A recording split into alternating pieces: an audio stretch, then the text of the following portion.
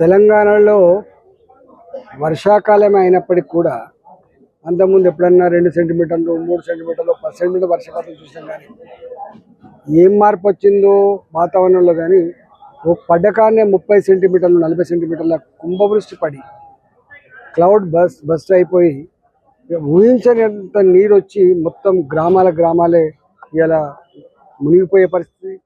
వేల ఎకరాల పంట పొలాలు కోతకు గురై లక్షల ఎకరాల్లో పంట మునిగిపోయేటువంటి దారుణమైన పరిస్థితి మనం చూస్తూ ఉన్నాం. రైతాంగం అంతా కూడా ఇలా అరచేతిలో ప్రాణం పెట్టుకొని బతికేటువంటి పరిస్థితి వచ్చింది. ముఖ్యమంత్రి గారు తక్షణమే స్పందించి దీని మీద పూర్తి స్థాయిలో సర్వే నిర్వహించి ఎక్కడెక్కడైతే కొట్టుకపోయినటువంటి పంటలు ఉన్నాయో ఆ రైతాంగానికి ఆదుకోవాలి. ఎక్కడెక్కడైతే వాగుల పక్కపుంటి ఊహించని జాగాలలో వరదలు వచ్చి భూములు కోతని ఉన్నాయో ఆ వేల ఎకరాల భూములు మళ్ళీ పంటలు పండించుకోవడానికి రెస్టోర్ చేయాల్సిన అక్కడ ఉన్నది.